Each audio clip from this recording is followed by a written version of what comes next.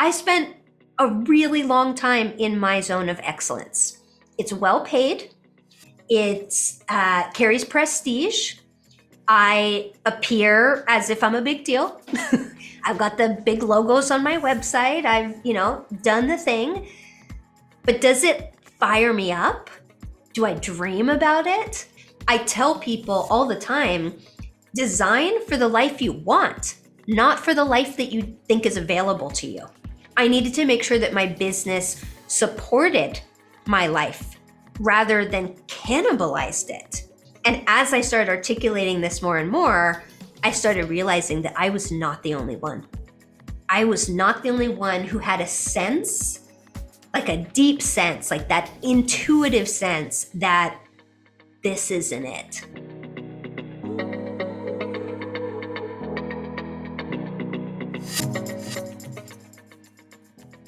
Hello, and welcome to The Art of Lost and Found, a podcast that explores the creative relationship between our inner and outer worlds. It's a creative exploration through stories, insights, resources, and tools to help you intentionally design your life and work. I'm your host, Brooke Eston, also known as the Creative Amplifier. I'm part strategist, part designer, part coach, and part artist. And I'm dedicated to helping fellow creatives bridge the gaps between those big dreams and practical realities. Now let's get into it.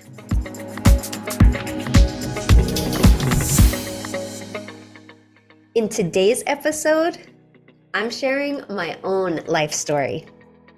I didn't just achieve my lifelong dream of living in Spain and running my own six-figure business overnight. Oh, hell no. It was by no means an easy point A to point B journey.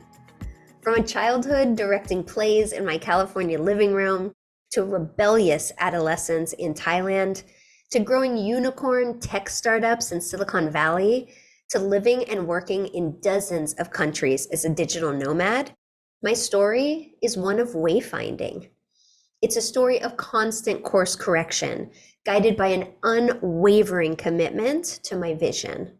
Today, I am thrilled to dive into where this life design strategy has led me and how I'm using what I've learned to help guide like-minded creatives, coaches, and entrepreneurs. This story starts like many, with the uninhibited imagination of a child.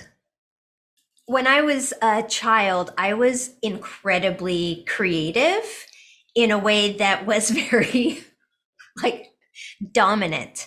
So I have a younger brother, and he was involved in all of my creations, mostly involuntarily. So if anyone came within probably maybe 100 meters of my house, that was enough to trigger me to do a performance for them. So I would invite them into the house. They would sit down. The structure of the house that I lived in until we went to Thailand when I was 9, had a sunken pit. You remember those from like the 70s when it was super cool to have a sunken pit? So that for me was just stadium seating. That's how I interpreted that. So everyone would sit in the pit, and then I would sing, I would dance, I would do at least 3 or 4 costume changes in that process. And my younger brother was more of an animated prop, where he just went wherever I told him. I knew what I wanted. I was very clear on how everything should be. And whoever I could essentially dominate, my brother, my cousins, every now and then, I would rope them in to create a performance, which of course I would direct and star in. So that was really my place for creative expression.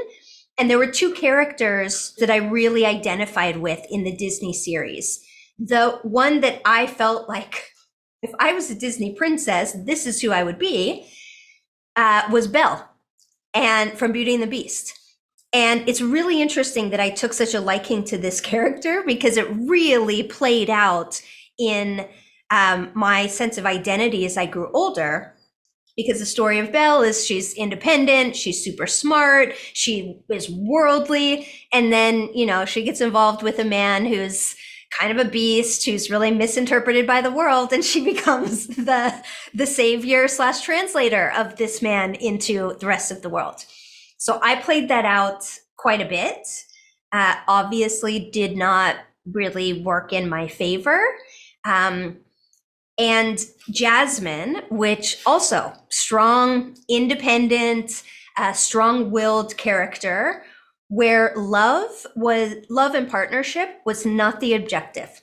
It was not the primary goal. I didn't identify at all with Cinderella or Snow White or any of the more like passive characters. And so one of my ways to embody that energy, which I was really drawn to, was literally to embody it, to pretend like I was the character, to sing as if I was, in a performance. And so that really became my language for expression. And that manifested into costumes and fashion and, embellishing and ordaining the way that we are. And also into these pathways to strong female expression, but also with femininity and grace and kindness, but also this fierce independence and clear vision of her place in the world. So that was really my primary way of exploring my creativity, was taking something that already existed, more or less, and then modifying it and making it my own version with my own creativity. And that also is something that I've carried throughout all of my life. Of I'm really good editing, but I'm not great writing. I'm really good fixing, but I'm not as good starting from zero. So I became involved in lots of different creative pursuits in a way that really took it from where it was to execution. And it wasn't until much later in my life that I actually discovered that that was my superpower, was bridging that gap between a creative idea that's so vibrant in the mind, but there's nothing tangible that other people can interact with yet. And so the metaphor I often use is that I'm really good at landing the plane. Like I can, the plane takes off, I'm great at starting, and I'm great at landing, but all of that stuff in between, just the cruising, is not what makes me come alive. So as I advanced in my career, that became increasingly obvious that the 9-to-5 job, where there was stability and consistency and just, essentially doing many of the same things every day, I found myself restless, right? Like Belle, like Jasmine, like these other characters, I called for a sense, I was called for this sense of adventure. And so eventually I made my way into consulting, and then eventually made my way into creative entrepreneurship. Before I moved to Thailand, I was in a small town in Northern California, like less than 10,000 people in my city, air quotes, city. I was very much living in my own bubble of imagination because I was a kid. And so my whole context for life was pretty much my house, my daycare, and then a few years of school.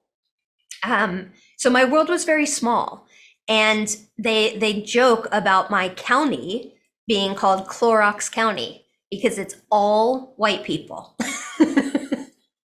It's like very rural, very conservative, very culturally homogeneous. So when I moved to Thailand, the reason we moved to Thailand was because my parents fell in love with this piece of land in Northern California, 30 acres, but they were teachers. My dad was a failed business owner. He was far too generous. So, there's like a relationship between generosity and profitability. And if you don't focus on that relationship, then you will sink yourself. So that's essentially what happened to my dad. And then he moved into teaching. And my mom was teacher since, forever. I don't think she ever had another job after university. So 2 kids, 2 teachers, California. There's no way that they were ever going to make enough money to actually build a house on that land. So my dad had a friend who had taken a job opportunity in Taiwan and taught at the American School of Taipei, or perhaps it was an international school, I don't remember, but it was in Taipei. And he came back and had all of these stories about what a great experience it was, how much he learned, how much it expanded his mind, how well resourced the schools were, because these were international private schools. And of course, how good the pay was. So this got my dad really excited, and took him about 5 years to convince my mom.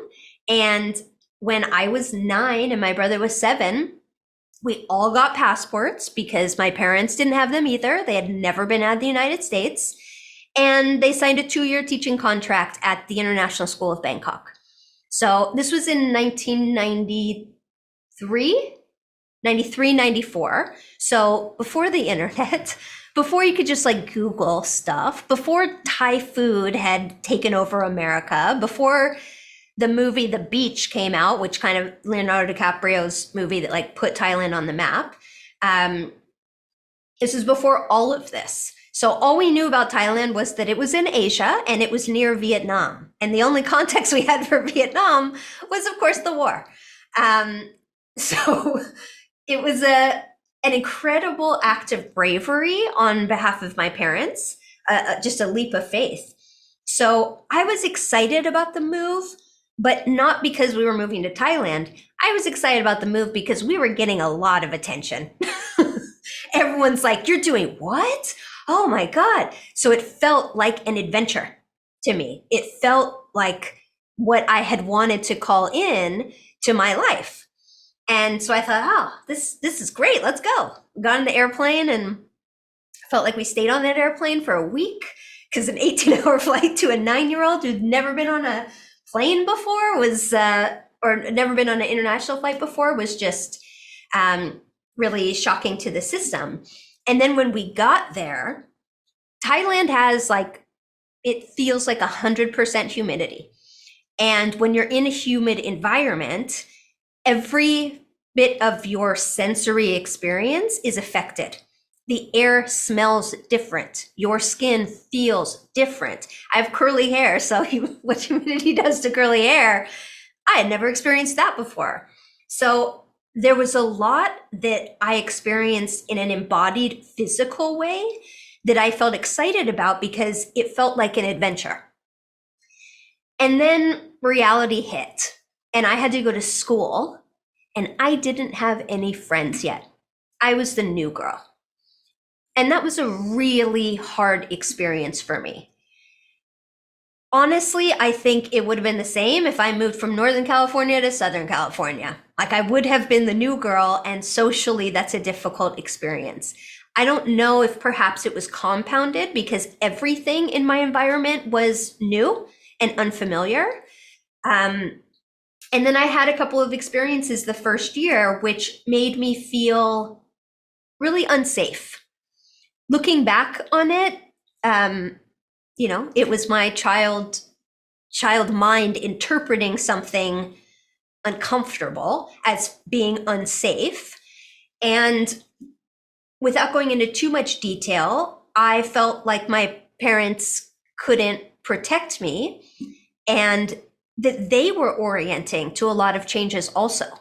That even at 9 or 10, I recognized that they had their own lives and their own experiences also, but I felt like I needed them, and they weren't there in the way that I felt I needed them in that moment. So my pre-adolescent brain took that as a sign to take care of myself. So cue the extreme rebellion starting at 11 years old. And that experience for me was really about stepping into myself as an independent person without having these parental figures over me. Like they kind of just seem like they're in the way. And I was in Bangkok, so transportation wasn't reliant on my parents. Food wasn't reliant on my parents. Um, you know, a lot of these like basic stuff that grounds us, I could walk to school. Like we had somebody who was cooking for us, and street food in Thailand is famous. So I felt a sense of independence well before what was developmentally appropriate for me.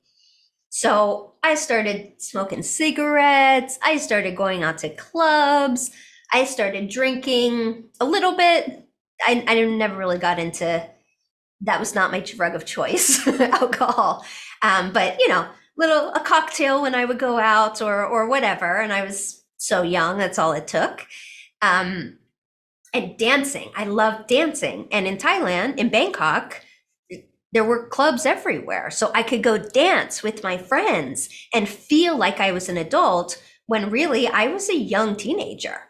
But in Thailand, if your money can reach the bar, they'll sell you whatever's back there. So I continued with that. I got my first tattoo when I was 12. I was in 8th grade. Luckily, it was just a small little star on my ass. It's like just ridiculous. Every time I see it, I just laugh. But I felt a really, really strong sense of rebellion. So smoking cigarettes, getting tattoos, kissing boys, kissing girls too. That I was experimenting a bit with that relatively early on. And just wanting to push all of the boundaries. I always academically performed really well. So I knew strategically, if I did well in school, then I could prove to them, I got this, I'm fine. I'm not, what are you concerned about? Because I got it handled. And that's what I felt in my mind was absolutely true. And I think there was the combination of the move and how challenging that was, the really scary, painful things that I experienced in that first year, and my coming adolescence, and my intelligence. I always was able to use my mind in powerful ways. So I didn't have to put a ton of effort into understanding concepts. And so that served me really well, but then it also reinforced the belief that I could take care of myself. I got everything covered. I'm an independent adult. So when I was 14, and at the height of all of that, I had an opportunity to go to Spain on a class trip. And mind you, I was in Thailand, living in Thailand, where I felt very American. Nobody would mistake me for being Thai. I'm very fair-skinned, light eyes, curly hair. Like, there's no way that anybody would think that I was Thai. And when I would go to the States for the summer, I did not feel American. I didn't know any of the references. I didn't understand the slang. I didn't know about MTV or like any of these things that at that time were really culturally significant. So I felt this sense of, I don't fit into a box. And so the way that I expressed that was in doing all of these things that made me feel like I was going to create my own reality, because I can't be just inserted into somebody else's. I don't fit. And so when I went to Spain when I was 14, one, I looked just like everybody else. Nobody could tell that I was American. People came up to me and started speaking to me in Spanish. And I was like, what? That's like, I could culturally assimilate here and not stand out? How cool is that? And Spain is Spain. Spain's easy to fall in love with. There's so much vibrancy. There's so much art and music and passion and people making out on the streets and, amazing food and alcohol embedded in the culture, not abuse like in America, where if you drink to get drunk. But here in Spain, it was just part of the normal typical culture. Didn't have this like obnoxious energy to it. And I was like, I found my place. This is awesome. And I had studied Spanish a little bit in school, so I could do basic communication, and it's the same alphabet, more or less. It's the same alphabet. So I could read the signs, I could participate, and I could envision myself living there. So I got super hooked, and that was my future. And I just latched onto that idea when I was 14. And I did everything that I possibly could to move to Spain almost every year. I was able to get several months at a time, kind of here and there. But it wasn't until I was in my early 30s that I was able to actually move here to Spain. So, in terms of developing my North Star, I had this image of me living in Spain, and that was it. Like, I did not have any sense of what was on the other side of me living there. And I remember this super vividly. Somebody asked me when I was in my late 20s. So I had already been like rocking this idea and this fantasy for a good decade, when somebody finally asked me, "What are you going to do once you get to Spain?" And I was like, my brain like scrambled. I'm like, but I don't know the goal after the goal. Like, I'm just working towards the goal of being there.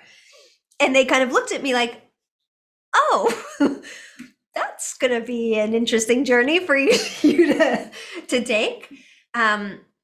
So I knew for sure that I had to have a job that gave me flexibility and freedom of location. This concept of location independence. I knew that that was going to be part of the work that I did, but I didn't know anything about how that would play out. So I kept trying to essentially prototype this vision of what would that look like. Okay, I'm going to try to find remote work. Okay, there's still restrictions on that. And even though I'm remote, I still have to be physically in places at certain times.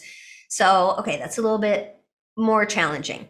Then I went into an international company where I was like, okay, I can be much more fluid. I don't have a base. I can just go to wherever I'm needed.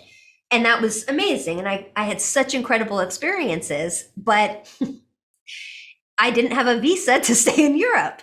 So I had a job, but I couldn't get a visa to stay. So I would come and kind of stay as long as I could, which was 3 months. And then I would have to reorient. So I spent a lot of time in that in-between place of, I don't know how I'm going to do this, but I know that I'm going to do it. And I have always had strong self-esteem and a belief that I'll figure it out. Sometimes that is totally delusional, and I just have like an inflated sense of confidence that then doesn't materialize. But I don't have that thing in my mind that's like, you can't do that. That was not my limiting belief. I'm human. I have other limiting beliefs, but that wasn't mine. So I was just perhaps a little bit delusionally attached to this idea, or more naively attached to this idea. And so I honestly just started experimenting, and I just kept getting closer and closer and closer. And I got my visa when I took a job. They poached me from my traveling social business impact job. They poached me to come lead marketing and communications for a really innovative tech company that was based in Amsterdam. The founder is Dutch, but he wanted to open an office in San Francisco and get investment from San Francisco and really grow it, because it was a tech company and the product was designed for developers. So where is the best place in the world for that? Silicon Valley. So we had a Burning Man connection.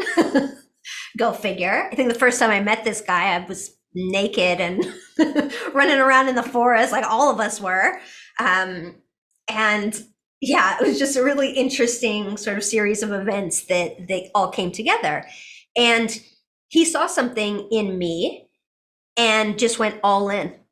And he said, "What would it take to get you to leave that job and help me with this? Is it money? Is it flexibility? Is it like, what do you want?" And I was like, "Yeah, more money would be nice." And he goes, "Great. I just tripled your salary." And I'm like, "What? What? Okay, shit, I probably get two more wishes, no?" Like, what is this? And he gave me a visa. He gave me a visa for Holland, which gave me access to all of the EU. I could open a bank account in euros. I could, freely move. I had an ID card for Holland, and I lived in Amsterdam off and on. At that time, I had an apartment in San Francisco and in Amsterdam for maybe 2 years ish. So I got used to what it was like to live in Europe. But the experience of living among the Dutch is very different than living among the Spanish.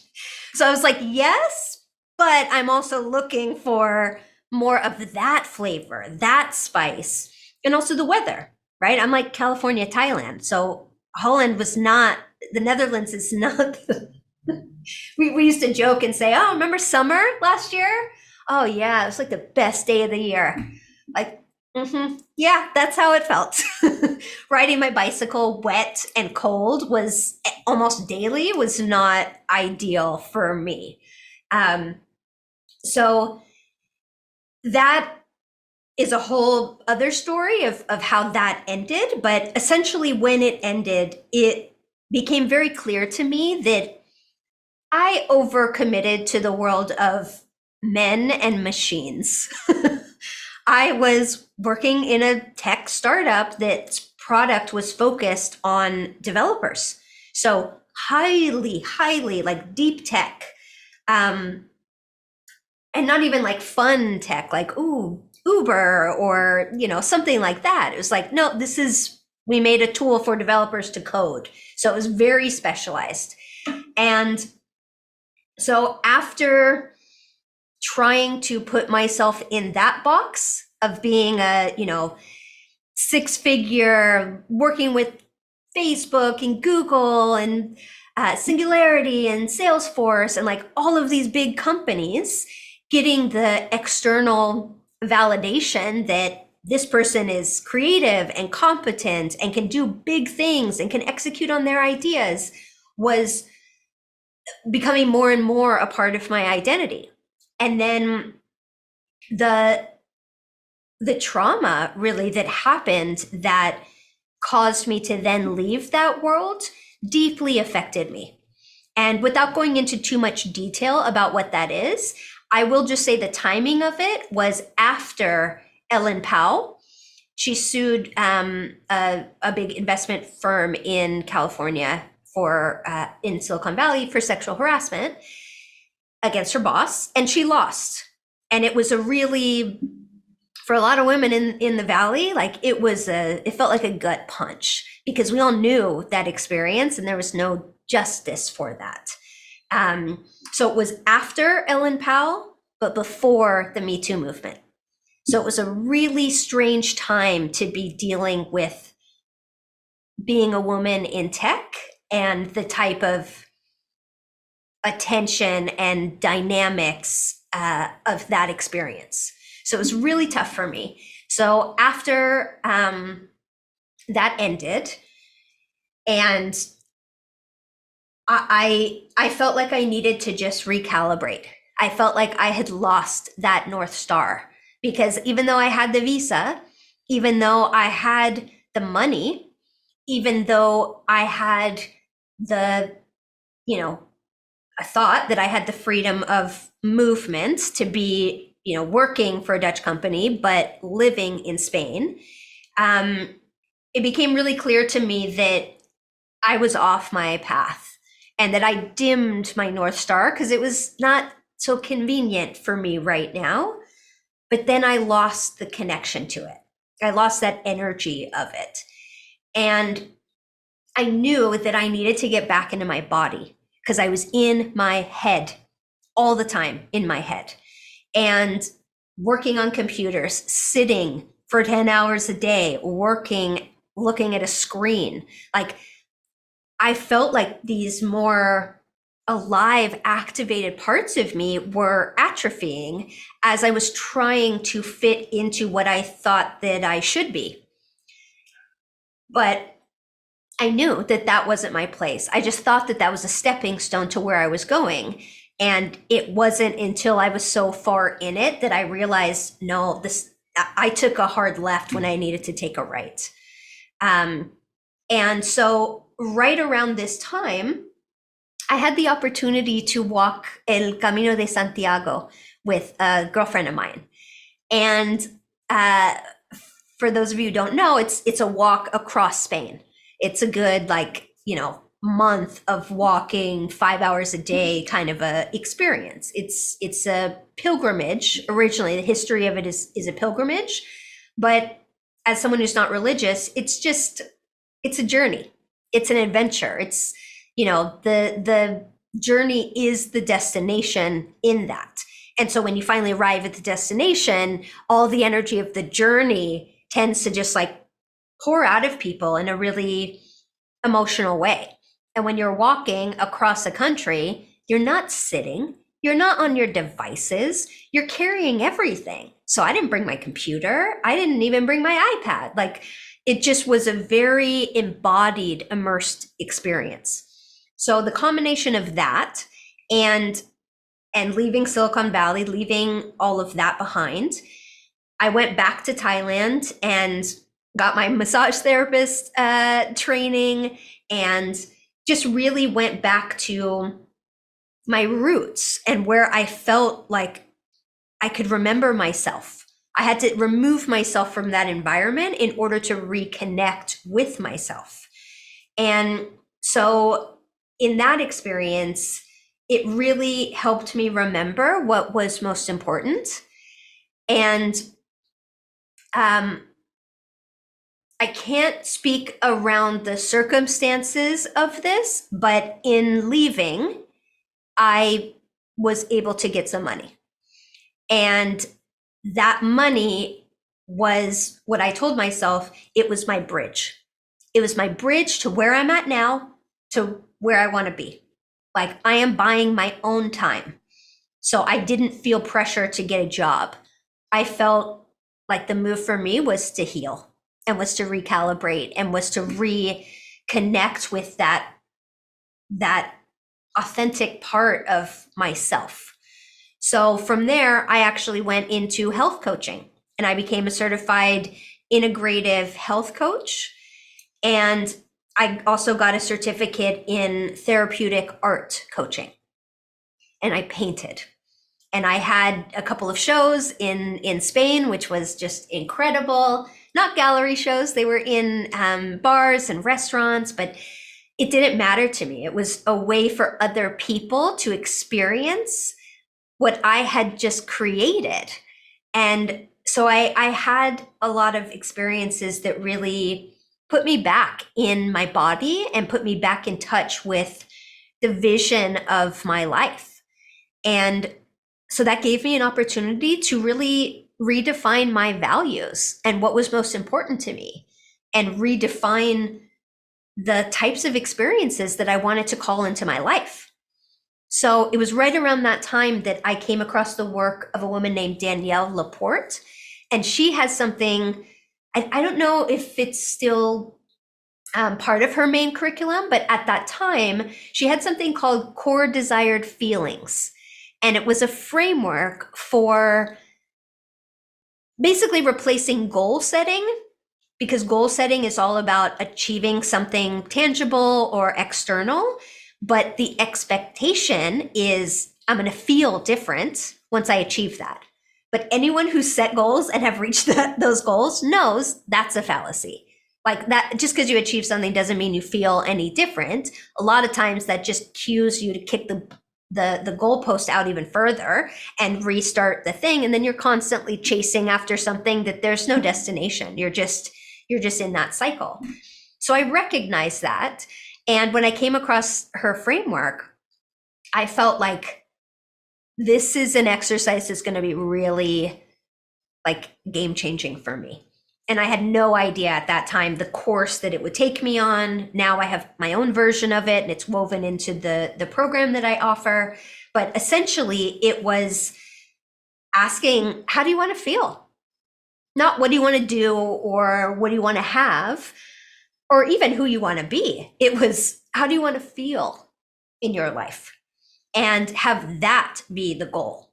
Because if you want to feel free, like, what does that mean? I know lots of people who have tons of money who are anything but free, and they live in a prison thinking that they're going to lose it. Right? It's what happens in your mind that determines the course and the quality of your life so much more than what you have externally. And I think the real magic and the real power is when those things are in alignment. So I recognize that. And I essentially built my own self-help program while also exploring entrepreneurship. And that's when one of my first businesses was like my first online business after I had recalibrated was doing health coaching, but through a lens of creativity. I called it Creativity for Wellness. And I had a few clients go through that, but I noticed that a lot of people, one, they needed to solve the financial stressors in their life. And I had such a robust background in startups and businesses and technology. So I knew what it took, and then also marketing and communications and visual design. So I had all of these different elements, because when you work in a startup, you don't have a job. You just do everything. It's like whatever's needed. And so you develop a lot of skills out of necessity. So already having some design skills, like I learned Photoshop and Illustrator and InDesign in high school. And I was president of the yearbook club. So I was like editing photos and making layouts. And I just got absorbed into that world of creation. And so I had a lot of these skills, and then working in Silicon Valley and San Francisco area, it's a very entrepreneurial culture and energy. So I learned a lot really quickly. And I also learned from a tech perspective. So I learned about data. So it wasn't just feeling, is this working? It's like, how long are they staying on the page? How many conversions? At what point in the funnel do people drop off? What, like really that level of detail. So in the health coaching, I found that people needed to solve the financial piece. And also a lot of the women were interested in losing weight. And I don't care about weight, like not even a little bit. So I knew that was not going to work, that I had to care about the goals of my client. So knowing that, I was like, cool, I need to make a shift. And that's when I started taking kind of creative projects here and there, because at that point I was a few years into living off of that money, my bridge money, and I needed to get my earning potential back up. So I started building websites and making brands, mostly for friends or friends of friends. I did a lot of exchanges. I did a lot of like $1,000 websites, just very kind of low level basic stuff. And then I got deeper and deeper into entrepreneurship and online business. And from there, I pivoted into a business where I was a co-founder called the Awaken Institute. And it was such a rich experience that taught me so much about online businesses, about partnerships, about relationships, about community engagement, and around business viability. Because ultimately, the model that we were trying to take an in-person model and digitize it. And it's not the same. And it didn't take, and it didn't, it didn't end up being able to materialize into the vision that we had. And my co-founder and I had different strategic visions about how we would support this community of women that we were developing. So ultimately, that I chose to step away from that, and that business ended up shifting. And it was such a rich learning experience for me, and I got so energized by being in the company of other people who were committed to personal development, but also who had entrepreneurial mindsets. So from there, I decided that I was going to found my own company. And I turned my kind of creative freelancing into a formalized business called I Know a Gal. And currently, we focus on supporting creative entrepreneurs, coaches, and consultants in bridging the gap between their vision and their tangible reality in the realm of digital business. So what this looks like is visual brand identity, building websites, building courses, building e-commerce stores, and strategic advising. And that was and is amazing.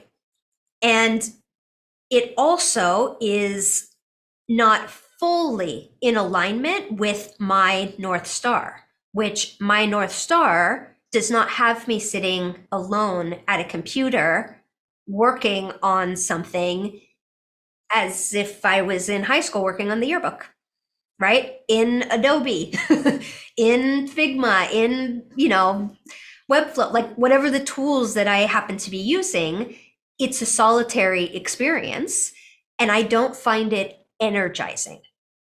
And I read a book called The Big Leap by a man named Gay Hendricks, and he introduces essentially this matrix, this quadrant image, and the X and Y axes are effort and impact.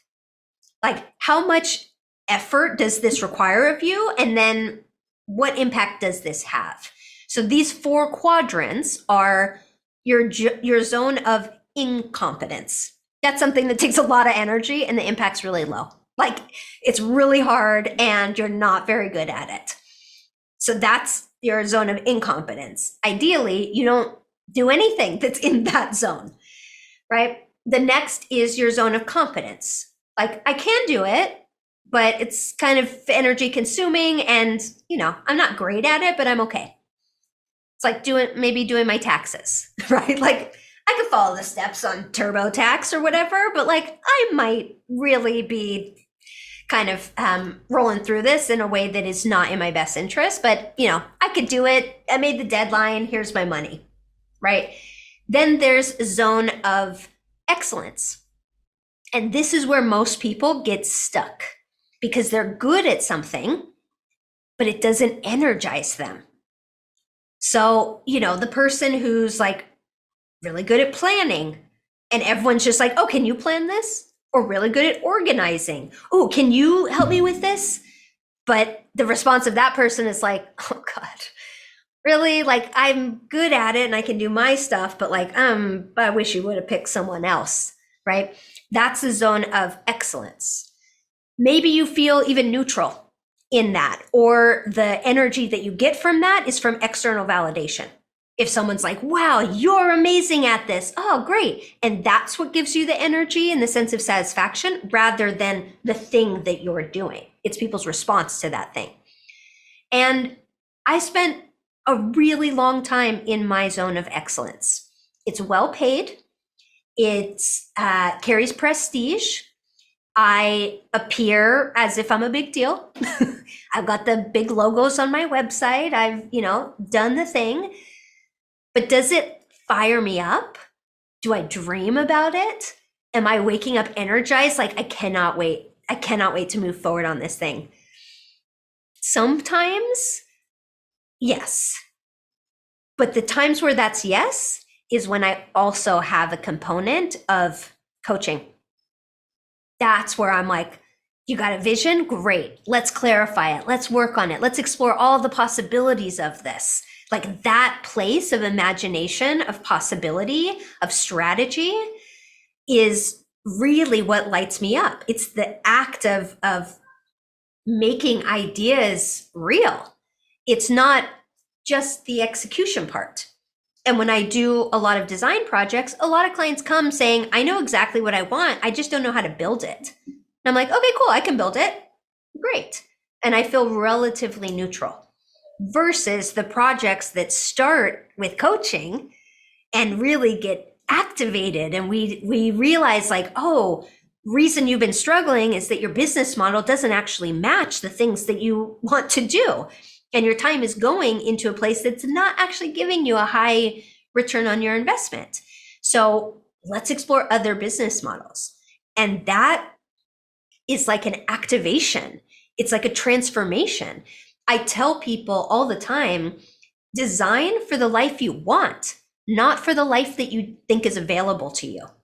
That will keep you in your zone of excellence, maybe even in your zone of competence, right? And you're going to have this feeling of languishing, of like things look good on the outside, but I don't feel good. And I'm kind of like fantasizing that something happens and I don't have to do this anymore. Right? But then you feel shame, then you feel all these things, and you feel like, well, I should be lucky, and this is all the things I said I wanted, and I have it. And it's this really confusing place to be, where the way I describe that feeling is a feeling of dissonance. Like the vision that you have for yourself and your life and that activates you, and then the stuff you're doing every day aren't in alignment. They don't flow together. And at worst, they flow in completely different directions. And that's usually where the overwhelm comes in, right? It's because you can't, like you're stretching yourself so thin. It's like a pizza. If you stretch it so thin, like holes start popping up and then eventually the whole thing splits. So I knew that I had to create more alignment in my sense of being. And also because I was an entrepreneur, because I had my own business, I needed to make sure that my business supported my life rather than cannibalized it. You know, at best, maybe it eclipses it. At worst, it cannibalizes it. And that's sort of the trajectory. And I started expressing more of this to my friends, to my peers, and they're all creatives. They're all creative entrepreneurs, most of them working in some zone of excellence somewhere.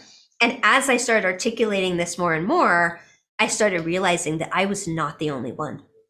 I was not the only one who had a sense, like a deep sense, like that intuitive sense that this isn't it. Like, what series of decisions did I make to get myself so far off course? And when you're so far off course, it feels like you can't see yourself anymore. Like the space is too great that you can't recognize yourself because you're too far away. And it feels like you are experiencing dissonance. And so how do you solve dissonance is with alignment, with harmony, with balance, with flow, with all of these things that demonstrate that you can channel that energy into something that people want and people are willing to pay for, right? Because ultimately, like, unless you want to remove yourself from capitalist society, then, which is a valid option. Like, I hear the mountains of Bhutan are fantastic. You know, Tibet, like, why not? Let's go, right? Lots of places in Thailand where, you know, it's more of the spiritual, minimalistic, simplistic life where you don't need to think so much about the capitalist cycle. But most of us don't make that choice. Most of us want to feel fulfilled while still living in cities or society or, these other things. So I started trying to attract more and more people into my design business who were looking for a transformation, who are looking for a leveling up, who are looking for that missing piece rather than someone who is just looking to execute on a project. Hey, my website is ugly. Can you make it prettier? Right? I don't do those projects. And I say no to people almost weekly who come to me and say, yeah, I like your aesthetic. Can you do mine? And I was like, no. Like, if it's just a vanity project, if it's just an aesthetic transformation, but it's not rooted in identity and service and contribution and like what activates you, then like go to Fiverr and just hire someone way cheaper and you can get it done in like 2 days. Right? And like if it's just an aesthetic thing, there's better options for you. And so I prioritize my values and my integrity over my cash flow. And sometimes, a little risky, but I fully believe that in the long run, and I'm even seeing it in the medium term now, that's where the financial abundance lies, right? It's in that intersection of what makes you feel like you're coming alive and you can be fully in that creative flow while also having a suitable business model and a all-star execution. So you have good customer service, you have a brand that people can recognize and that creates these feelings in them of aspiration, right? When you're able to bring all of that together so it's aligned, like things flow, opportunities reveal themselves. We all have experiences like this, whether it's in business, whether it's in our personal lives, where when we trust our intuition and walk that path, things reveal themselves, usually right at the moment we need them, right? But if we deny our intuition and just lead with our head and think this makes sense, this is what I should be doing, this is what's going to give me all that money that I have no idea what I need all that money for or what I'm going to spend it on. But that is, security. That's synonymous with security. But what's actually true is your relationships are your security. Because money comes, money goes. But when you have those relationships, that's who's going to get you when you're down. That's who's going to remind you of what's possible. That's who's going to really show up for you in a way that nobody else can. So how do you create a network of people that you can feel connected to, right? You can't really do that if you're not living in alignment with yourself, because then you're in dissonance. You're not in that integrity, and people can feel that. It feels shaky. It feels untrustworthy. It feels like something's off. But when you see someone who's living their truth, that's so attractive, and that builds trust, and that strengthens relationships, and that inspires and activates people. So as I became more and more aware of that, I started putting more and more emphasis and time and energy in building this other part of my business, my personal brand and my coaching practice. And then after I had a few clients and really just proved that concept and proved that, yeah, people need this and what I can offer is really useful and helpful, then I created a program called Aligned by Design, which is a 12-week program. It's hybrid pre-recorded content inside an online course portal, just as you would expect most online courses. But then we also have a live call component. So you can learn the information, do the exercises, and then connect with other people and share and inspire and have not only the container and the accountability of doing something in more of a group context, you also have the opportunity to form relationships and build potentially even, relationships with people who could be clients or customers in the business that you're building. And so that for sure is my zone of genius. I can feel it. My energy changes. People reflect this back to me all the time, is when I just talk about design, it's like, yeah, you sound like an expert. You're probably excellent at all of this. But when I talk about this transformation and this reawakening and this coming back in alignment with yourself and rediscovering what is your North Star, right? What is your end goal? Not in a tangible sense, but in a feeling sense. How do you want to be? Not what do you want to have, right? That's secondary and complementary. And a lot of times that just shows up and that comes if you're in that alignment with yourself. So the more I started doing that, the more I was like, okay, this is my zone of genius. This is where I can merge all of my diverse, seemingly random skills and passions into something that helps people move from intention to impact. And this concept of bridge has been like the metaphor of my life. Growing up, I felt like I was bridging cultural gaps because I learned to navigate really culturally complex environments and facilitate understanding and agreements, right? So this idea now that I'm helping people to bridge the gap between who they ultimately want to be and who their intuition is telling them, yeah, go, like you'll figure it out, go. And this idea of, making money and being financially stable and ideally financially abundant so that you can be generous, so that you can contribute, so that you can build more things that make people come alive, not so you can just accumulate stuff because you're still stuck in that mentality of, if I have this, I will feel different, because the equation doesn't work that way. And that essentially brings me to today, where I'm doubling down as much as possible on this program called Align by Design, because I've seen it.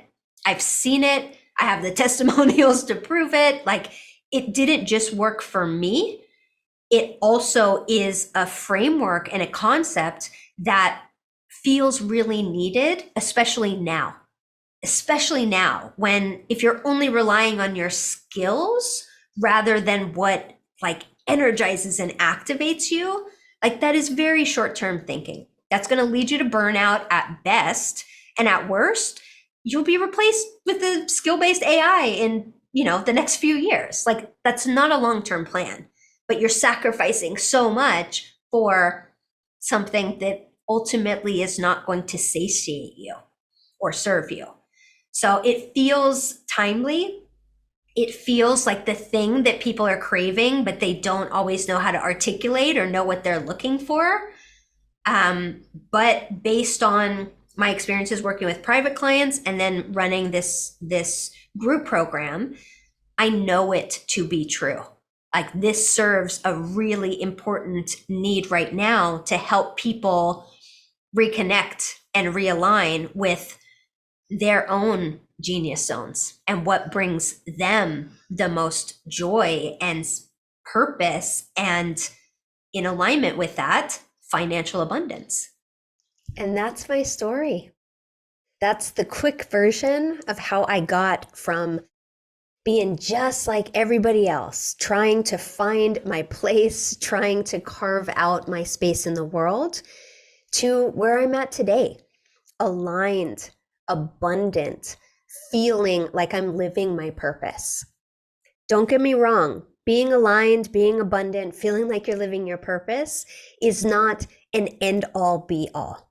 We're human beings, we're works in progress, we will always be works in progress. But the thing that I really wanted to share in this story, and that I hope you'll take away, is that this is a process of wayfinding.